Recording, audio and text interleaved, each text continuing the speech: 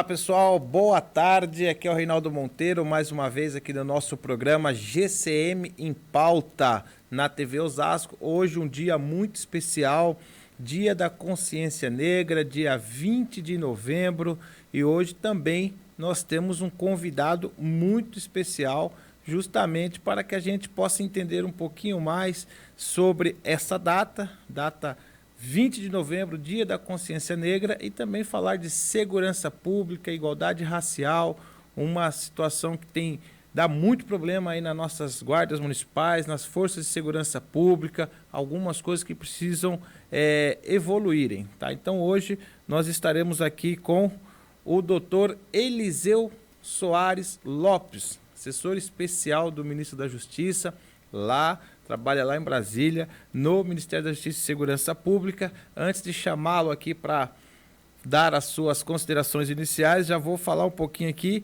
quem é o doutor Eliseu Soares. E antes disso, já compartilhe aí, divulgue ao máximo esse vídeo e depois mandem as suas perguntas aí para que a gente possa encaminhar para o doutor Eliseu Soares Lopes. Vamos lá.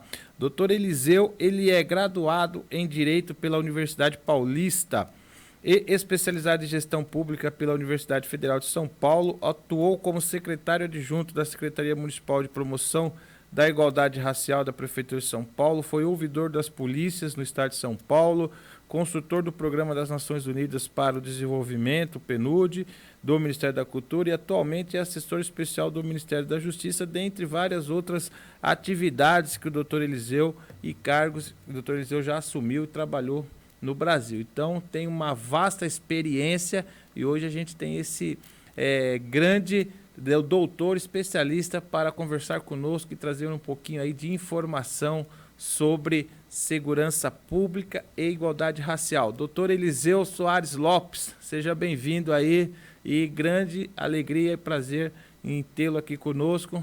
Muito obrigado por ter aceitado aí o nosso convite. Tá sem som, doutor. Eu que agradeço, eu gostaria inicialmente de cumprimentá-lo pelo brilhante trabalho que você, assim como outras lideranças têm feito para organizar e contribuir para melhorar, profissionalizar e reconhecer juridicamente o papel das guardas municipais pelo Brasil afora. Considerar que a atividade de vocês é fundamental para que nós possamos esclarecer o conjunto da população, mas sobretudo as autoridades, que a população certamente já reconhece a importância e o legado do trabalho das guardas municipais em prol da cidadania, da polícia de proximidade, a chamada polícia comunitária, que está ao lado do cidadão. Enfim, então, primeiro, uma grande satisfação poder, nesse momento que estamos aqui, trazer essas palavras e poder falar com o público de Osasco e região, a população. Em particular, queria saudar todos os guardas, todas as guardas municipais que exercem um excelente trabalho em prol da defesa da segurança pública cidadã das pessoas. É isso aí.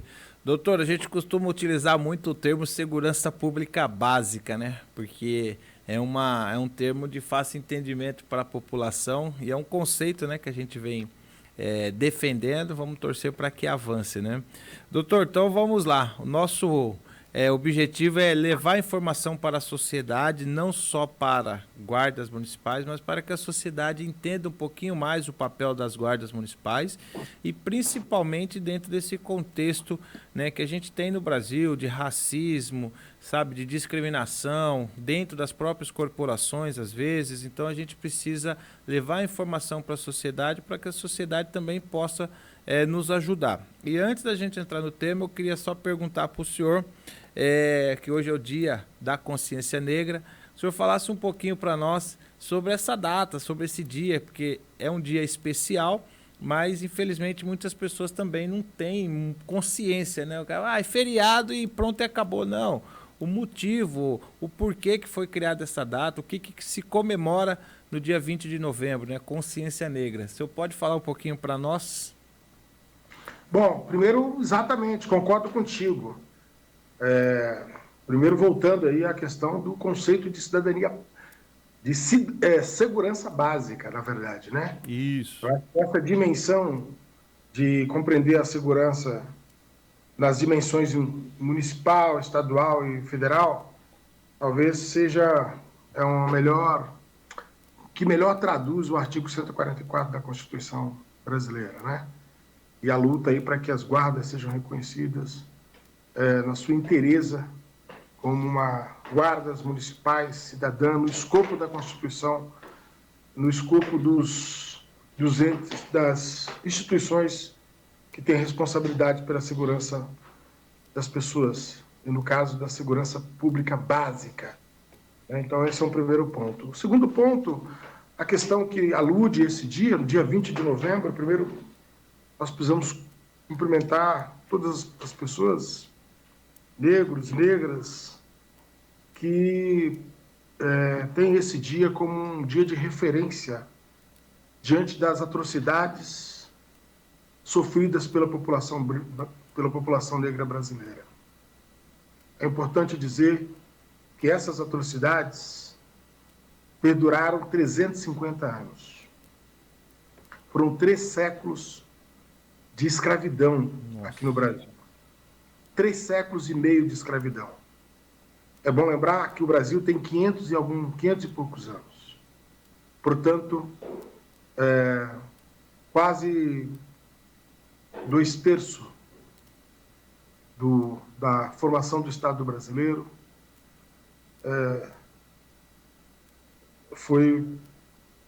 as pessoas nós negros fomos escravizados. E isso teve impacto na vida social da população negra, e evidentemente impacto na formação da sociedade brasileira. De modo que hoje, no dia 20 de novembro, Dia da Consciência Negra, diz respeito a isso. É sobre compreender, é sobre fazer com que todas as pessoas, com que todos os brasileiros, principalmente os brancos ou os não negros, tenham consciência de que é preciso combater o racismo na sociedade brasileira, que se estruturou na sociedade brasileira, né? Ele permeia todas as instituições, permeia todas as relações sociais e humanas da sociedade brasileira.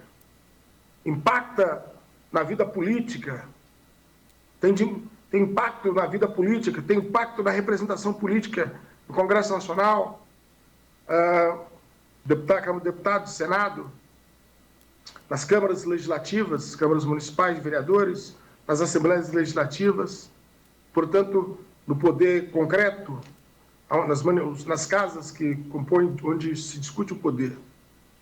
Impacta nas profissões que requer um nível de aprendizado maior, né? Impacta no Poder Judiciário, desde o Supremo, Superior Tribunal de Justiça, Tribunal Superior do Trabalho, Tribunal Superior Eleitoral. Está enraizado em todas as esferas, né, doutor? Na medicina, na saúde. E quando eu falo impacta, porque você não vê nesses locais a presença do negro como sujeitos de direitos, mas sujeitos de autoridades, revestidos da autoridade desses cargos. Na saúde, quantos médicos que nós vimos, negros, negras? Então, o legado trágico para a população negra e trágico para a sociedade brasileira foi o que significou os 350 anos de escravidão. E mesmo depois desses 350 anos de escravidão, eu diria que a escravidão perpetuou, porque nós negros fomos impedidos, tão logo acabou a escravidão, de participar da apropriação da riqueza no Brasil, com a famigerada Lei de Terras, de 1850, que impediu que as pessoas pudessem comprar terras. Aliás, essa lei foi antes da escravidão. Foram apagadas as luzes na véspera de acabar com a escravidão. A escravidão acabou em 1888, essa lei foi alguns anos anterior à escravidão. Com qual objetivo? Para que nós, a população negra que seria liberta, não tivesse acesso a se apropriar das riquezas do Brasil, que ter terra significava você ter possibilidades de participar da atividade econômica concreta do Brasil, que era eminentemente, nesse período, uma economia agrária, economia voltada pela estrutura da terra, concretamente falando. E antes desse período, as terras eram doadas. Para quem? Para os não negros, ou seja, para os brancos, através de uma política de cotas para os brancos na formação da sociedade brasileira. Ou seja, os coronéis das terras, digamos assim, ou os escravocratas, eles não só tinham por parte do Estado a terra para desenvolver o plantio, para produzir riqueza, mas além de ter as terras, e eram terras maravilhosas, porque o Brasil tem até uma poesia, né, em se plantando tudo dá. Sim. Mas além disso, eles tiveram a mão de obra trazida por parte do Estado, né, onde os negros foram traficados contra a sua vontade e postos como escravos para trabalhar. Ou seja, eles tinham terra e tinham pessoas que não eram consideradas gente para trabalhar. Tinha a mão de obra. Hã? Tinha a mão de obra escrava. Tinha a mão de obra escrava. E inclusive, polêmicas, um dos embates que teve com os ingleses era exatamente por isso, que você na Inglaterra e nos países europeus, você não tinha a mão de obra escrava, nós tínhamos os trabalhadores remunerados, e o Brasil disputava com os empresários, digamos assim, dos países europeus. Então, de modo que é importante falar isso, demora um pouquinho, mas é importante falar isso, porque esse é o legado extremamente negativo, mas um legado trágico para a formação da sociedade brasileira. Se essa pobreza extrema que nós temos hoje no Brasil, essa pobreza extrema, essa situação onde um monte de pessoas vive abaixo da linha da pobreza, se deve aos 350 anos de escravidão e se deve à ausência de incorporar o negro livre, liberto, no processo da apropriação da riqueza no Brasil.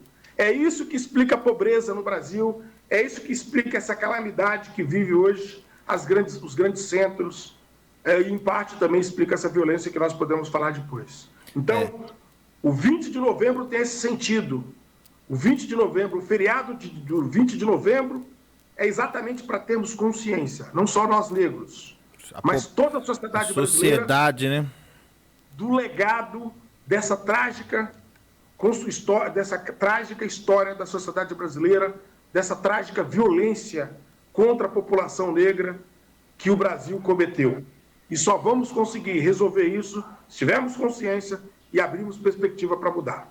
Inicialmente era isso. Perfeito, doutor. Tá aí uma aula sobre o Dia da Consciência Negra, que infelizmente hoje tem muita gente aí comemorando o feriado, mas não tem noção, né, do sacrifício e do prejuízo que isso trouxe para a sociedade brasileira. Então a gente tem que ter essa consciência, saber o que foi essa época no Brasil e o que ela ocasionou para a nossa sociedade. Como o doutor disse aí, pobreza, discriminação, e até hoje a gente sofre com isso. E a gente vai entrar num tema aqui que ele é um pouquinho mais polêmico ainda, né? Porque falar de igualdade racial, discriminação, racismo, junto com segurança pública, aí se torna mais delicado ainda. Mas o doutor Eliseu é um especialista. E hoje eu gostaria de fazer uma pergunta aqui para o doutor, que eu não sei se ele tem essa mesma percepção, mas eu tenho essa percepção, doutor, já falando um pouquinho de segurança pública. Eu sou guarda municipal na cidade de Barueri há quase 20 anos, e a gente viaja muito, a gente tem muito contato com várias e várias guardas municipais do país e também com outras forças de segurança. Eu tenho a percepção que os altos cargos de comando dentro das forças policiais, das forças de segurança, também tem essa segregação e essa exclusão do negro. Será que é uma percepção, um achismo só, ou isso é uma realidade? Isso acontece também nas forças de segurança, nos altos cargos, nos cargos de poder dentro das forças de segurança? As forças de segurança, notadamente a Polícia Militar, a Polícia Civil, as guardas municipais, mas também as Forças Armadas, a Aeronáutica, a Marinha e o Exército, elas se igualam com as demais instituições da sociedade brasileira. Elas não se diferenciam. Talvez elas se diferenciam em um aspecto. Nas guardas municipais, nas polícias militar, ou civil, mas sobretudo na polícia militar, talvez nas guardas, nós vimos a presença dos negros, do povo negro. Com mais frequência, né? Com muito mais frequência. Evidente que você tem, mas você tem, evidente que você tem, que ainda que você tenha na base uma igualdade, por exemplo, vamos falar de São Paulo, a Polícia Militar do Estado de São Paulo tem em torno de 45% de negros na Polícia Militar. 45% é um número alto. E só que nos cargos superiores, né? Ou seja, no oficialato, esse número é em torno de 20%. Já reduz bastante, hein? Na Bahia, o oficialato chega em torno de 67%. E a corporação tem em torno de 87% de negros. Né? A Polícia Militar da Bahia. Já é uma diferença. No Rio de Janeiro, nós temos 60% de negros na Polícia Militar e em torno de mais de uns 50%, até um pouco mais de oficiais. Até acho que tem um pouco mais. Dá para melhorar isso ainda, né, doutor? Tem que melhorar muito, mas eu queria, Reinaldo, fazer um tração paralelo que você falou bem. Fica à vontade.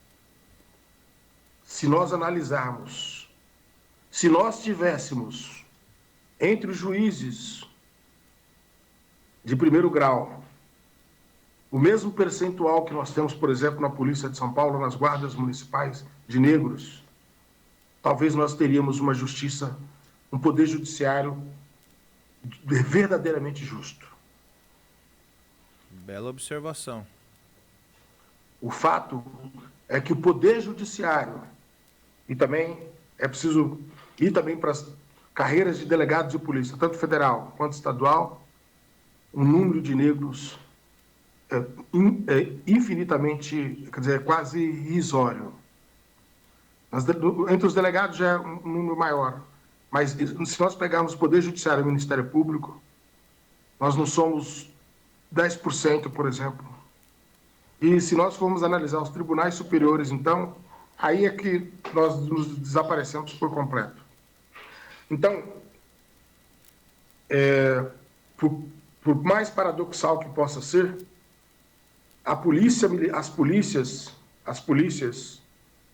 sobretudo guardas, polícia militar, enfim, um pouco da civil, ainda é o lugar que mais tem negros que participam das suas estruturas, em certo sentido, ainda com limitação. Sim, mas ainda galga espaços de chefia, ou seja, para ficar popular, mas galvaniza espaços entre oficialato sobretudo nas polícias militares. Por mais paradoxal que seja, por mais problemática que seja, nós sabemos das críticas que nós devemos discutir, debater sobre essas instituições, mas o fato concreto é que nós poderíamos acentuar.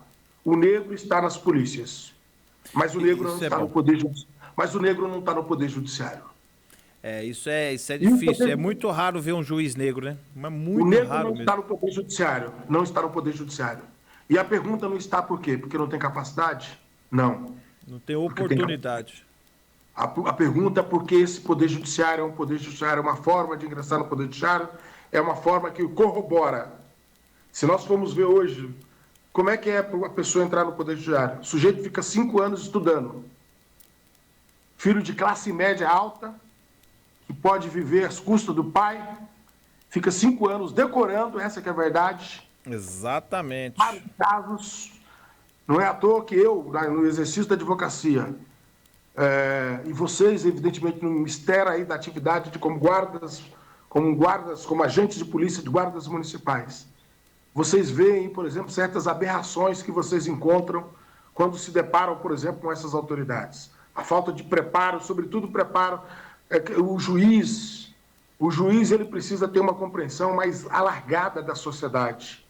Um juiz precisa compreender, e no direito, quando a gente estuda a faculdade de Direito, o curso de Ciências Jurídicas, nós temos que estudar sociologia, filosofia, economia,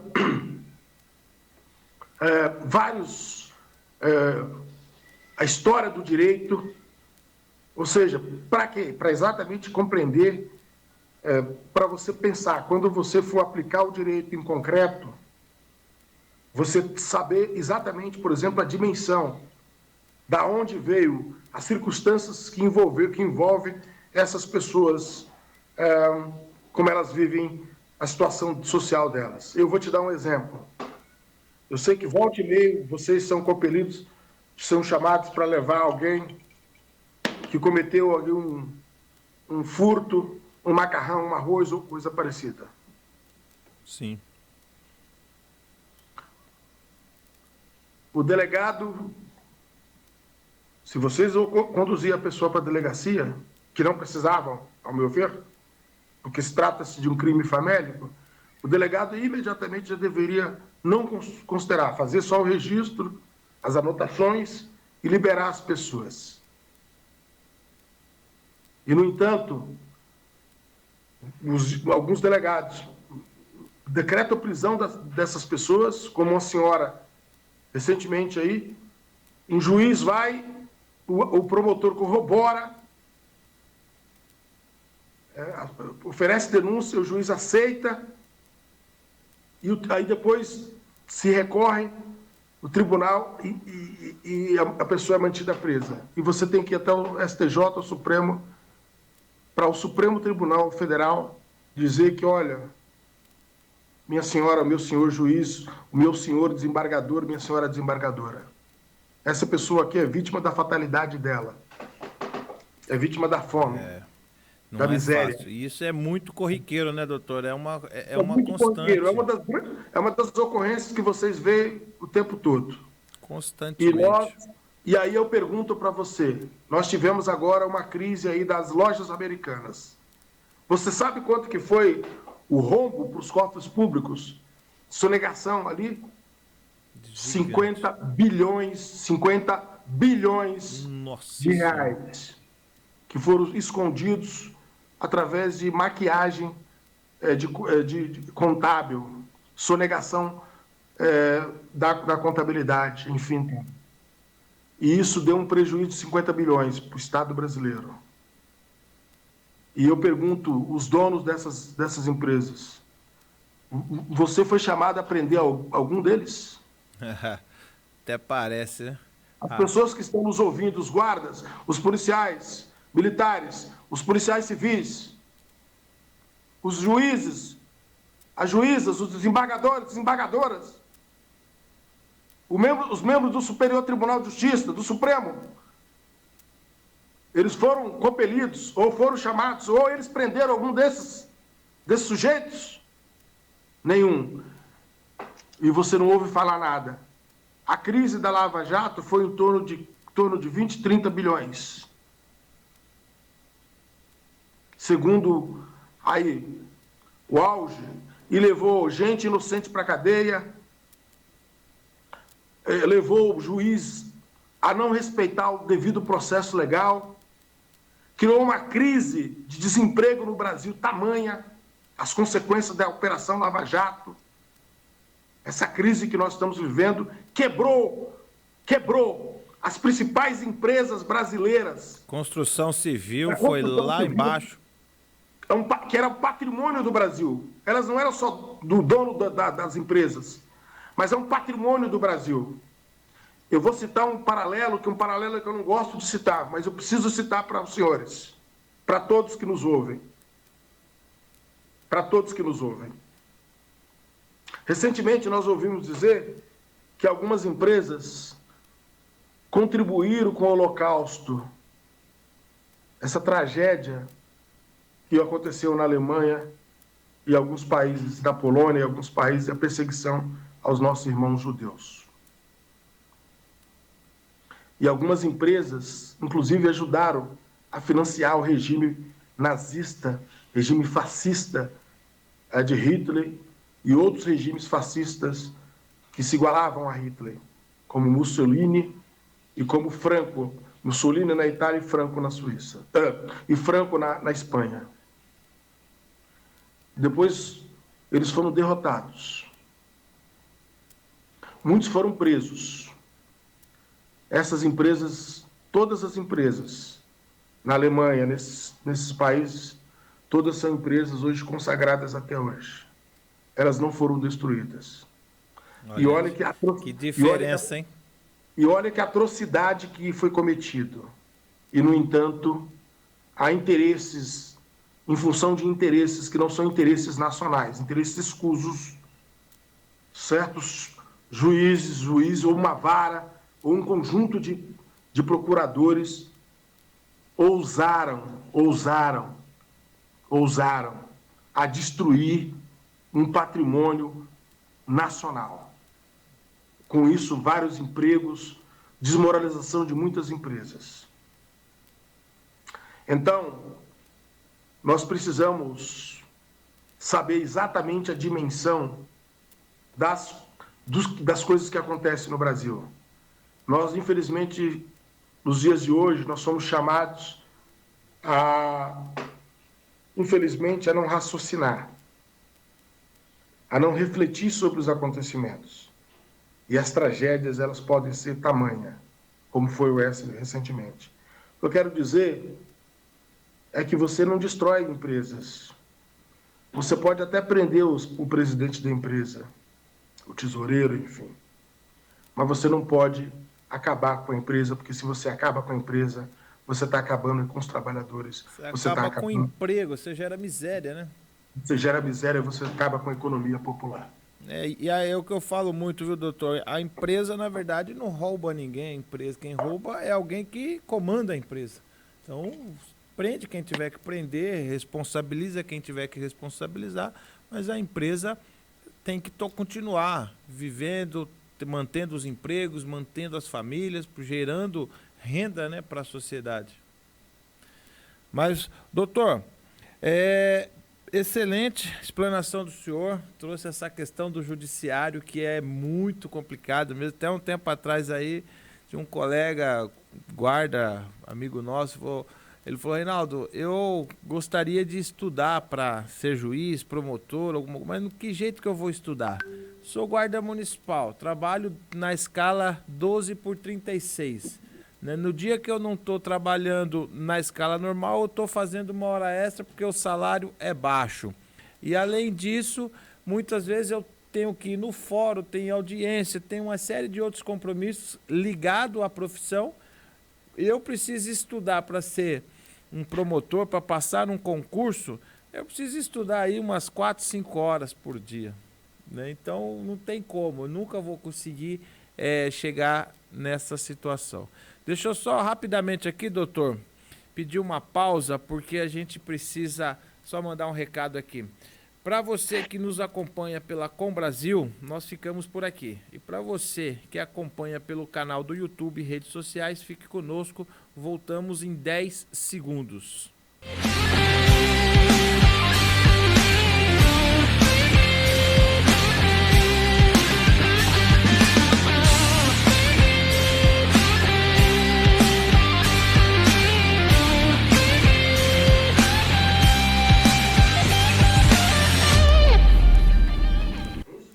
É isso aí, estamos de volta. Doutor, então, agora vamos entrar no tema propriamente dito: segurança pública e igualdade racial. O senhor acredita que nas forças de segurança a gente está caminhando bem, precisa melhorar? Como que está essa situação hoje nas forças de segurança, na Guarda Municipal, nas polícias militares, em relação à igualdade racial, discriminação, racismo?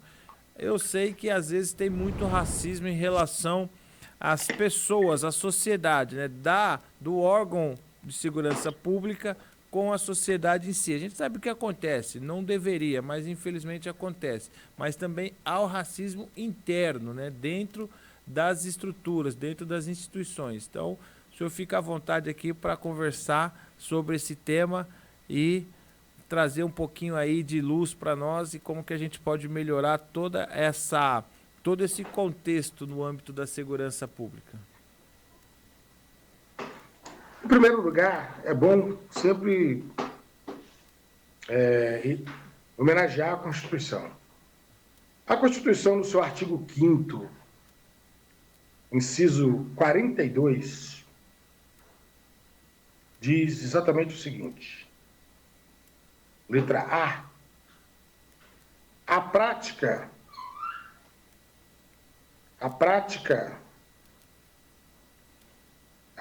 do racismo constitui crime inafiançável e imprescritível, sujeito à pena de reclusão nos termos da lei. Se o Constituinte, o legislador, quis consagrar numa cláusula pétrea, é porque exatamente levou em conta que a sociedade brasileira é uma sociedade racista. E qual é a razão? É muito simples. Nós vivemos 350 anos de escravidão. E nós não conseguimos, o Brasil não construiu base material, tanto do ponto de vista cultural, científico e material, e do ponto de vista econômico, condições para que nós ressignificasse o conceito dos cidadãos na sociedade brasileira. O conceito de que todos nós somos iguais. Isso não é verdade na sociedade brasileira devido à tragédia da escravidão. De modo que as guardas municipais, as polícias, enfim, elas não são diferentes das outras instituições e de outros espaços da sociedade brasileira, digamos assim. Se iguala na saúde.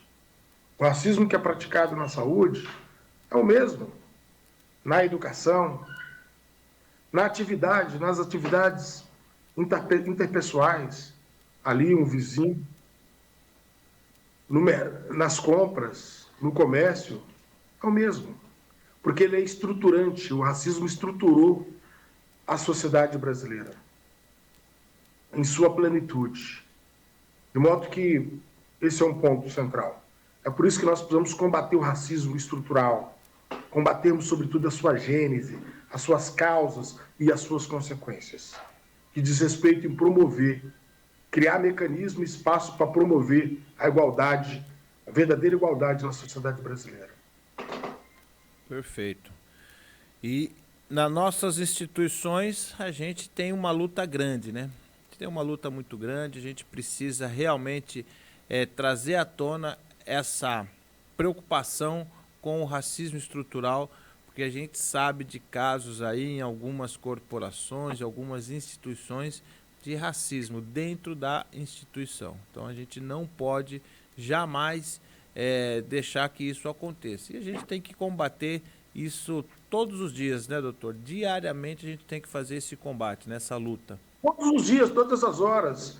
Você vai num comércio, numa atividade, olha só, uma atividade simples, você vai na padaria, uma coisa simples. Você está lá, um cidadão, eu vejo isso todo dia. Tem lá, as pessoas chegam, um cidadão negro lá no supermercado, num restaurante, um balcão, uma coisa mais prosaica, mais rudimentar. Às vezes o cidadão lá, do outro lado é branco, enfim, tal, não sei. E ele, o último a ser atendido. O pior que é assim mesmo, A, viu? a polícia, infelizmente, aborda a população negra como se já fosse culpado. E abordagem diferenciada entre negros e brancos. Isso é racismo, está errado. E nós precisamos combater isso. Agora, eu não coloco só na dimensão pessoal do policial, e nem na dimensão só da estrutura das instituições. Porque eu sei que nos regimentos das guardas, nos regimentos das polícias, você não versa sobre isso. Mas isso está na nossa subjetividade humana. E isso está na subjetividade humana porque está constituído nas instituições brasileiras. Porque o Brasil não foi capaz de criar uma reconciliação para que a população que era escrava fosse considerada sujeito de direito. E não fez isso por como? Não fez isso porque a escola pública, por exemplo, ela só foi ter assento no Brasil no século passado, depois dos anos 50. Exatamente. Escola pública. Então nós fomos. Aí a escola pública que tinha era escola pública, escola para poucos. A escola só teve um caráter universal nos anos 70, a partir dos anos, com o acordo do Merkel-Zaid, a partir de 1964, quando os militares tomaram o poder. Que aí você teve uma difusão de escolas. Mas aí quando se fundiu as escolas, você passou a ter escolas de elite, escolas mais voltadas para elite, escola para a população mais periférica, a população nas periferias e nos rincões do Brasil. E como até metade dos anos 50, grande parte da população brasileira ainda vivia nas zonas rurais, você tinha dificuldade a acesso, enfim, tal. Então, de todo modo, isso prejudicou a formação. Nós tivemos a industrialização no Brasil. A formação da nossa sociedade no contexto geral, né, doutor? Não é nem questão da instituição em si. Tem o problema institucional, mas a questão está na sociedade, né? E o policial, ele sai da sociedade, né? É isso. As instituições, evidentemente, elas replicam, evidentemente, os flagelos, evidentemente, da sociedade brasileira, né? Dessa nossa sociedade. Porque as instituições são feitas de pessoas, evidentemente. Sim. E quando um sujeito entra numa guarda ou numa força armada, não sei o quê, ele já tem 18 anos de vida, no mínimo 18 a 21 anos de vida em casa. Como é que foi a educação dele? Como é que foi, qual foi o letramento que ele teve sobre essas questões que nós estamos discutindo aqui? A escola ensinou? A escola debate isso, não debate isso? Não debate. E se debate é muito superficial, né, doutor? As pessoas não sabem, por exemplo, qual a contribuição científica do povo negro na matemática, na engenharia, enfim, tal. As pessoas acham que o mundo começou na Europa, que começou na Grécia, por exemplo, e olha que bobagem, que as sociedades africanas elas já existiam há muito mais anos. Vou citar um exemplo, o Egito, por exemplo, o Império Egípcio, que hoje você vê o Egito com as pessoas com fenótipos diferenciados, mas é bom lembrar que nós tivemos ali um grande império africano, enfim, com várias dimensões. Várias estruturas, por exemplo, do conhecimento vieram da África, que foram tomadas, foram subtraídas, desse jeito que eu estou falando, roubadas, que as pessoas não sabem, para as outras civilizações, e depois ditas como se fossem de outras civilizações. Olha só. Foi apagado um pouco a memória histórica da contribuição africana. Mas se a gente pensarmos um pouco na dimensão histórica, saber que as civilizações africanas elas vieram primeiro e que teve muitos. Por exemplo, na África não se morria de peste, a chamada peste bucônica, a peste negra. Porque na África, no continente, um grande país africano, você já tinha o desenvolvimento em muitos lugares da África, por exemplo, do que nós chamamos hoje dessa, do que devemos chamar hoje de sanitarismo, né? Dessa visão sanitária, enfim, tal né? Do desenvolvimento das cidades, enfim, tal, né? Na Europa, por exemplo, as pessoas morriam muito de peste bucônica, da doença do rato, enfim, por conta de sujeira. Que as pessoas na Idade Média não separavam, por exemplo, os fezes do convívio e tal. Em outras civilizações, assim na África, assim como outras civilizações, isso já estava resolvido. Para citar um exemplo. Mas para falar também da ciência, da matemática, outros, da engenharia metalúrgica, do ouro, de como tratar, de como, enfim. Então, isso tudo, a história do negro foi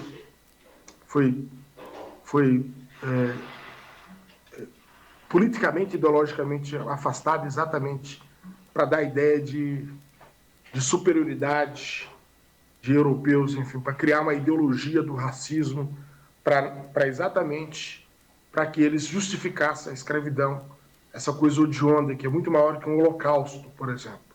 Se é que nós podemos ter grau de comparação com o sofrimento. Mas se formos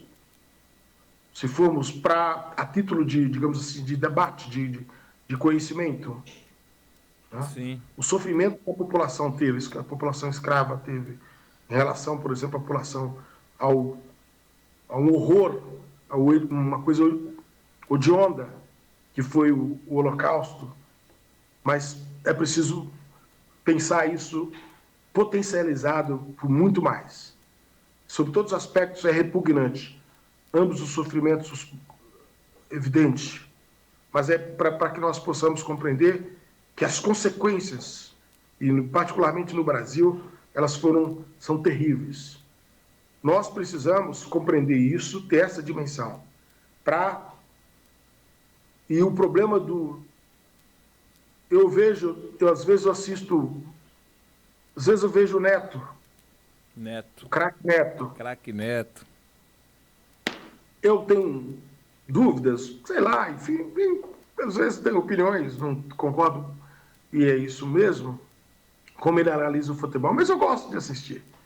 Mas eu fiquei prestando atenção, por exemplo, agora, de ele falando, por exemplo, olha, eu fui racista com Antônio Aparecido, quando eu cuspi na cara daquele juiz, Zé Aparecido. E ele, que as consequências foram para ele ao invés de mim. E eu fiquei, assim, bastante...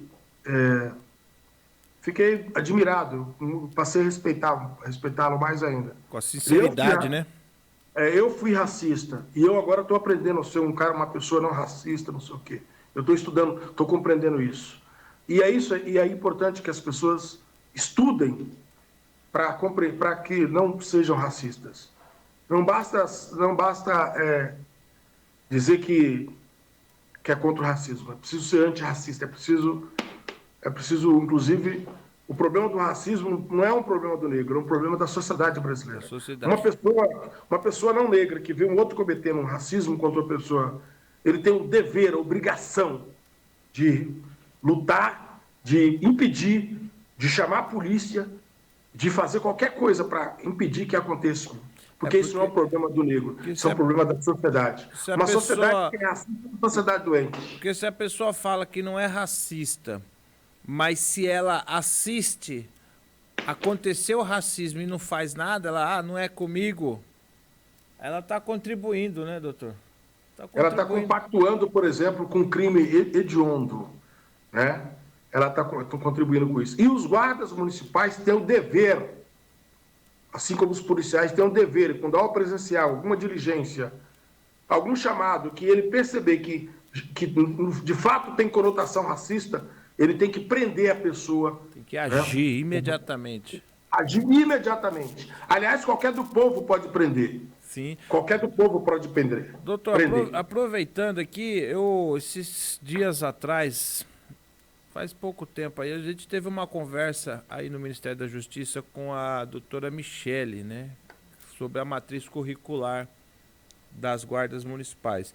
E é uma área que a gente se dedica muito, que é justamente a questão da formação. dos nossos agentes, né? E eu percebo que ainda falta melhorar algumas coisas aí na questão da formação dos nossos agentes. E uma das questões é justamente todo esse histórico aqui. Em poucos minutos o senhor trouxe, né, muita riqueza de conhecimento histórico da sociedade e tudo mais. E quando se fala de formação, né, de agente de segurança pública, isso não é discutido na formação do agente de segurança pública. E precisa ser discutido, porque o agente de segurança pública, o guarda municipal, o policial militar, ele vai atuar com a sociedade, né?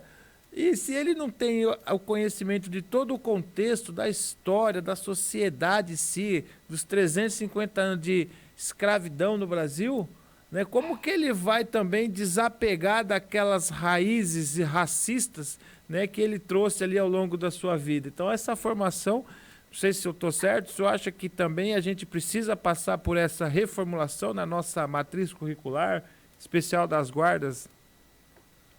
Nós precisamos discutir, eu acho que não só para a formação das guardas, que tem que ter uma formação específica, eu estou de acordo, é preciso ter uma matriz, tem que ter uma construção, uma formação, né? No campo teórico, no campo da cidadania, né? Mas no campo também da prática, da atividade propriamente dito de polícia, polícia de aproximação, polícia comunitária, né? A relação de polícia, o conceito de polícia com a sociedade, como o policial enxerga a população, a sociedade. Eu costumava dizer, quando eu era ouvidor das polícias, o seguinte, que o verdadeiro significado e a verdadeira competência da atividade policial está exatamente em duas questões. A primeira, informação, inteligência. Formação e inteligência. E para obter informação que possibilita a inteligência, é preciso ter uma relação de confiança com o cidadão. Perfeito. Porque os maiores aliados da polícia, das investigações, das atividades policiais, de inteligência, significa informação. E como é que você busca informação? Com as pessoas.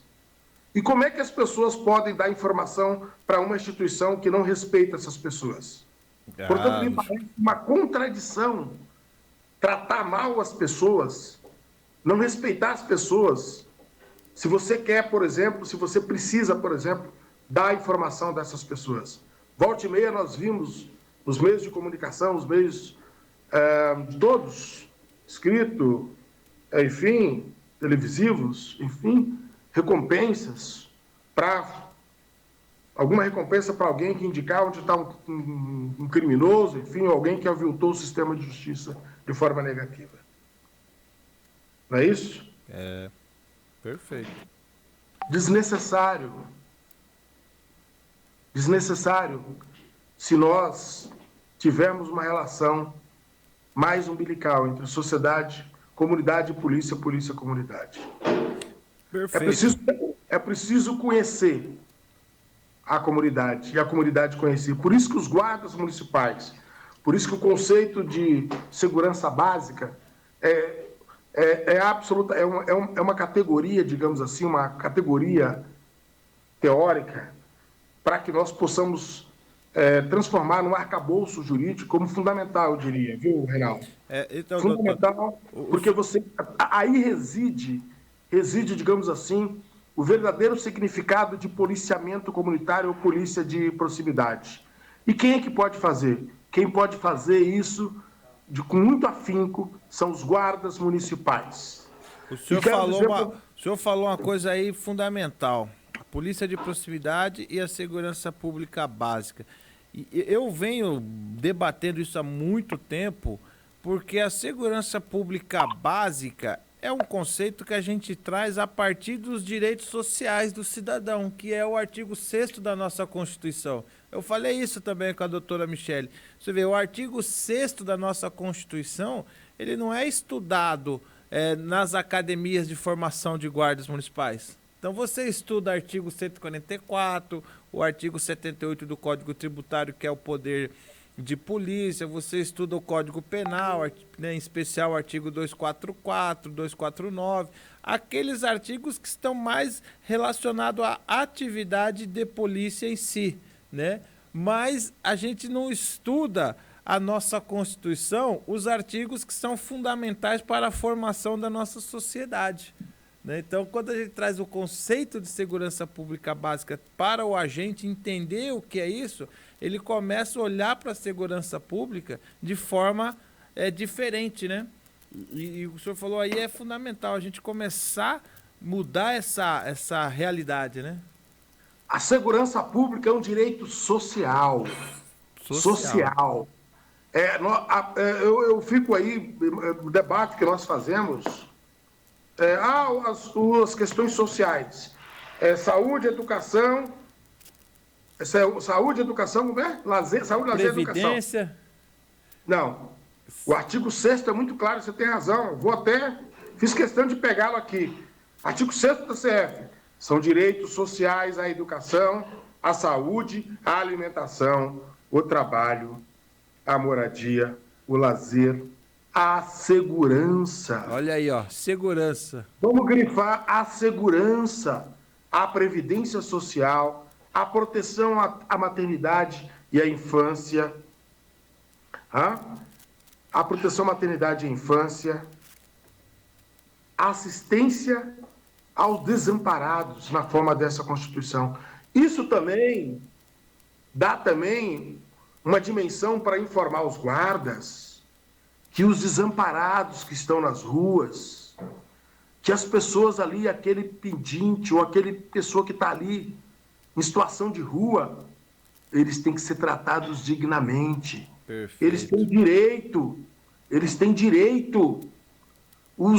Essas crianças, o médico tem que tratar as pessoas com dignidade, sem discriminação.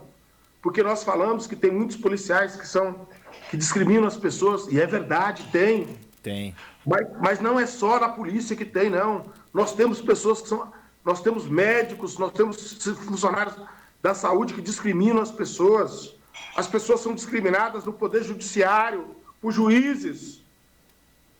Recentemente eu vi um colega meu que foi discriminado numa sessão. Ou seja, esse artigo 6º é fundamental, e você tem razão. E nós precisamos, esse artigo 6º é tão importante quanto os outros artigos. Doutor, o senhor falou uma coisa importante aí. Foi bom o senhor ter lido aqui o artigo 6º, porque nós, agentes de segurança pública, nos deparamos constantemente com pessoas que violam o artigo 6º. Então, às vezes, o guarda municipal está lá trabalhando e, às vezes, o motorista do ônibus não quer levar um cidadão no ônibus porque o cara tá sujo ou porque é negro, racista, um monte de situações. Ou seja, está negando um direito social do cidadão ao transporte. Ou o cara é mal atendido lá na UBS, no pronto-socorro. Então, o guarda ele tem que entender que aquilo ali é um direito social. E, às vezes, o colega vai atender uma ocorrência dessa e ele não tem essa noção. Ele acha que é um simples desentendimento entre o usuário do serviço público e o funcionário. E é muito mais grave, né, doutor? É muito mais grave. É muito mais grave. É muito importante. Eu acho que talvez esse artigo 6º requer que a gente, talvez até no debate, você me trouxe aqui, eu vou até colocar. Você me chamou a atenção, uma lacuna nas minhas apresentações. Eu vou corrigir isso para a gente debater, focar mais nesse debate, que isso é muito importante. Agora, Reinaldo, era importante a gente ter essa dimensão mais global. Agora, era importante também trazer para esse problema do racismo, da discriminação, para uma questão também para a autorreflexão das pessoas. A pergunta é, eu sou um guarda municipal, sou um policial, como é que eu queria que meu filho fosse tratado? Exatamente. Como é que eu queria que minha mãe fosse tratada por um policial? Imaginemos, por exemplo, se alguns vão, por exemplo, para um lugar onde nós temos o Haiti, por exemplo, aqui na América Central, onde quase a totalidade da população é negra, na Nigéria, na África do Sul, uma grande parte, países africanos. Como é que eu gostaria de ser tratado? Sabe como as pessoas são tratadas nesses países? São tratadas dignamente. Elas não são desrespeitadas em função da cor da sua pele. E nós precisamos pensar sobre isso. Como é que eu gostaria de ser tratado, por exemplo, quando eu estivesse sob os cuidados médicos?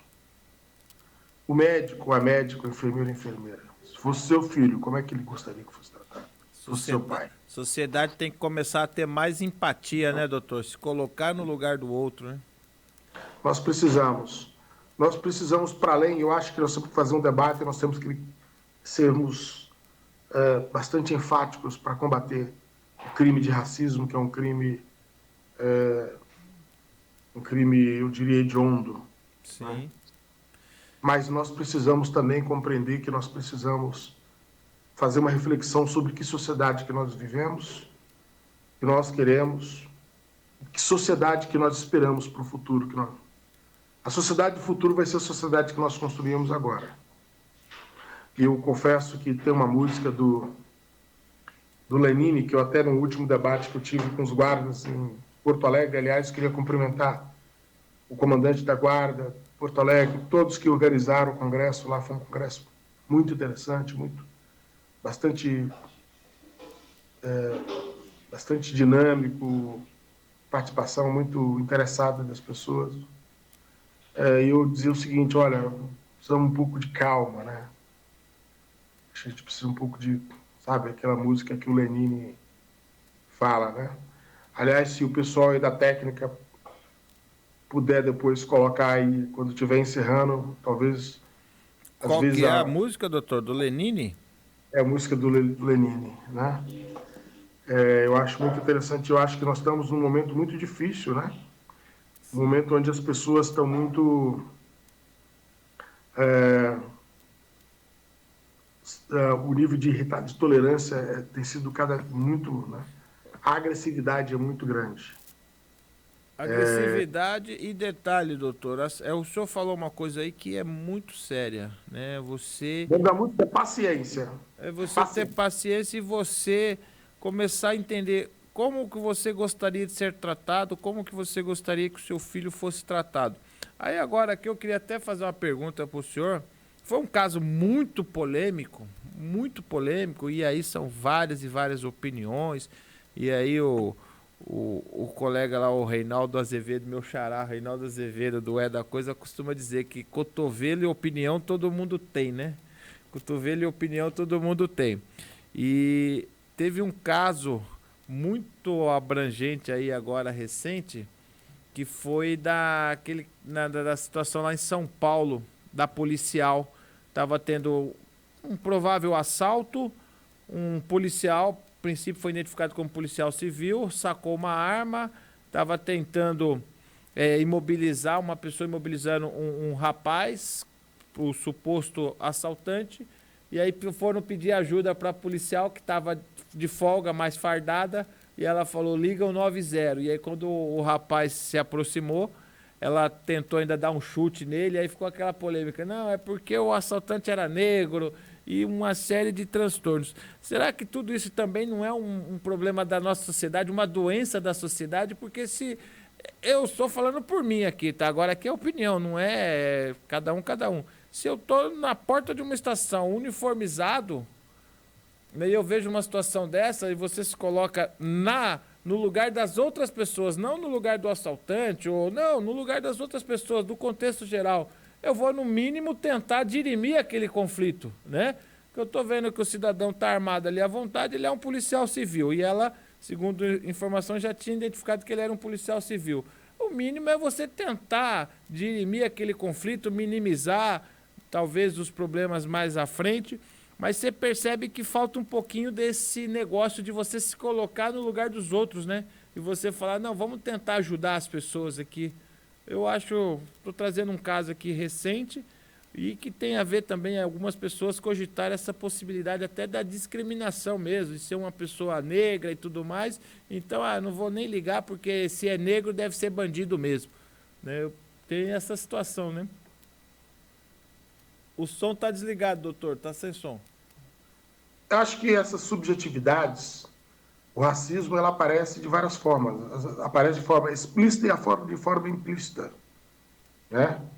Mas ali, digamos assim, talvez eu não consigo analisar efetivamente se houve caso de ali, mas eu queria dizer o seguinte, que certamente houve fatores que negligenciaram a atividade, a conduta dela com o policial, isso não tem dúvida. Primeiro, tinha um sujeito que estava apontando uma arma para o outro, uma pessoa que já estava, ele Mobilizado. já estava imobilizada. Segundo, pelo menos no vídeo não aparece que ele se identificando com o policial.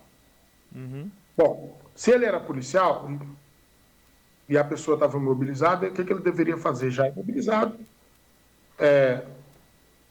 Chamar uma viatura e aguardar, chamar né? uma viatura, chamar uma viatura.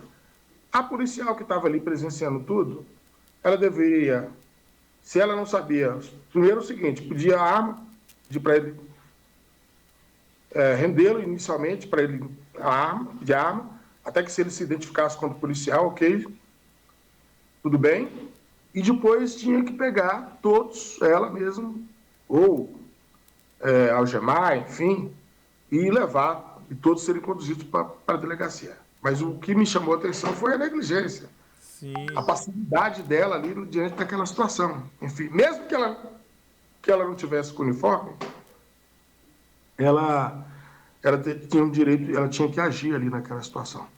Até porque, a não ser que tivesse alguma coisa, se ela tivesse tivesse algum perigo de vida, enfim, tal, que me parece que não era.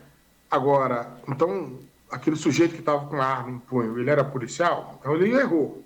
Já estava Sim. errando ali, porque não é daquela forma. Porque se o menino já estava imobilizado, ele podia até, olha, vamos aqui, mas o que eu percebi é que ele queria agredir. Queria agredir. A população tirou ele porque ele queria agredir, ou seja, uso arbitrário das próprias razões, né? A conduta do agente de segurança pública ou de qualquer pessoa, ela pode, por exemplo, repelir uma agressão injusta na medida e do tamanho, ela tem que ser proporcional à agressão que teve. Sim. Na medida que essa ação seja desproporcional, ela já está aviltando o direito dela e, evidentemente, aviltando, na verdade, o direito do outro, enfim, tal. Aí ela passa imediatamente a cometer um crime. Tudo isso precisa ser analisado ali, enfim, tal, com as testemunhas. Mas eu acho que essas subjetividades, elas não estão, que você levanta, se a pessoa foi racista, talvez a ação dela foi porque ela... Pode ser. Isso não é uma coisa incomum. Isso não é uma coisa incomum. E é verdade, infelizmente. A gente tem essa coisa na mente da sociedade, né? Ah, se é negro, já faz aquele pré-julgamento. Se é negro, é bandido. E se é bandido, tem o que merece. Né? Em tese, a nossa sociedade está muito assim, né, doutor? Exatamente. É assim que está a nossa sociedade, infelizmente. Doutor, a gente está no... Desculpa aqui cortar o senhor, mas já fui avisado aqui pela nossa técnica. Nosso programa chegando ao fim já, acabou. Na verdade, o tempo já acabou. O senhor acredita, doutor? Já acabou? Já acabou. Quando o tema é bom, a hora passa muito rápido. Mas a gente vai ter outras oportunidades aqui para a gente discutir e aprofundar nesses temas, viu, doutor? E, em especial, a gente começar a levantar esse debate sobre o artigo 6º, né? Eu acho que nós precisamos... nunca é demais debatermos as questões da cidadania. Nunca é demais debater, discutir, se informar sobre a convivência social. A convivência em sociedade requer ter regras, enfim, mas requer também que nós passamos a ter uma atitude de mais respeito às pessoas, ao ser humano. E quando nós falamos ser humano, quando o ser humano é o ser humano, não se qualifica antes nem depois. É o ser humano. Porque todo ser humano é sujeito de direito. Mesmo esse menino que, infelizmente, atentou contra um bem de outro, que foi imobilizado, ele é um ser humano. Sim. Ele precisa ser respeitado enquanto ser humano.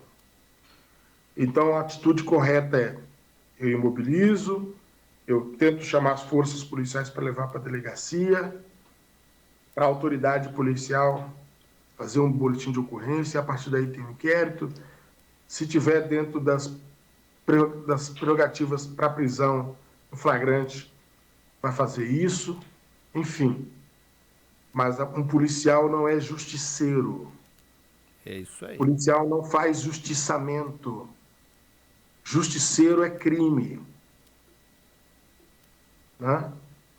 Por isso que nós estamos no Estado democrático de direito. E qualquer pessoa que cometer um crime, ele tem que ser conduzido por uma autoridade policial e ali sofrer os ditames da lei. Perfeito. E aí, e ponto. Não cabe a um guarda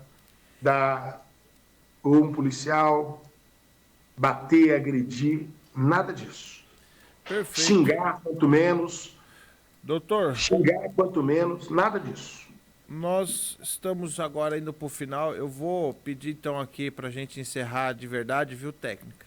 Pedir para o doutor fazer as suas considerações finais, mas antes das considerações finais, doutor, já vou deixar um recado aqui, tá? E já convidar o senhor, viu, doutor Eliseu Soares Lopes. O ano que vem nós teremos um Congresso Nacional das Guardas Municipais no início do ano. Tá? Porque por conta de um ano eleitoral, é um ano complicado, então a gente vai fazer no começo do ano. Conselho Nacional das Guardas Municipais, a AGM Brasil, Instituto AGM Brasil, dentre outras entidades, a Prefeitura de Mogi das Cruzes e o secretário de Segurança de Mogi das Cruzes, doutor Toriel. Mandar um grande abraço aqui, que é um batalhador que está fazendo uma revolução lá na cidade de Mogi das Cruzes. Então, doutor, o senhor já fica aqui convidado para participar conosco desse congresso que que ocorrerá em março do ano que vem na cidade de Mogi das Cruzes. Contamos já com a participação do senhor e antes da gente encerrar, as suas considerações finais e muito obrigado aí por aceitar o nosso convite, participar conosco nesse dia tão especial que é o dia 20 de novembro, Dia da Consciência Negra. As minhas considerações finais são duas. A primeira é uma sugestão. Se puder colocar a música Paciência do Lenine, é ótimo. Técnica, consegue colocar no final aí, técnica, essa música? A gente não coloca por direitos autorais. Ah, tá. Ah, é verdade. Eles derrubam o vídeo, tá certo. Ah, é verdade, tem razão. Muito bem. Desculpe-me então, me desculpe. Mas eu queria só dizer muito obrigado. É isso, a consideração é essa, muito obrigado. E que nós possamos construir um mundo melhor, um mundo onde as pessoas... e aí talvez eu vou... então eu vou dizer muito obrigado, mas eu vou dizer uma frase importante do Martin Luther King, né? De acordo com o governo federal. Então, assim, nós precisamos pensar numa sociedade onde os nossos filhos, onde qualquer pessoa não seja visto, seja enxergado pela cor da sua pele, de forma negativa ou positiva pela cor em função da cor da sua pele, mas que as pessoas possam ser enxergadas pela sua dignidade, daquilo que ela de fato é, do sentido que ele dá à vida, de como ele enxerga as pessoas, de como ele olha para os outros. Não?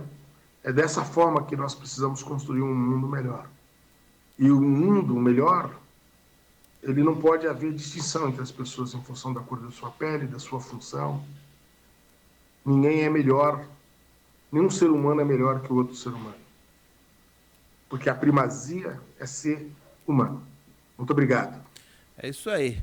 Pessoal, então hoje foi mais uma entrevista aqui muito importante com o nosso grande amigo, o assessor especial do Ministério da Justiça e Segurança Pública, doutor Eliseu Soares Lopes. Muito obrigado a presença de todos. Fiquem com Deus. Doutor, um bom descanso para o senhor e um ótimo feriado aí da Consciência Negra. Muito obrigado.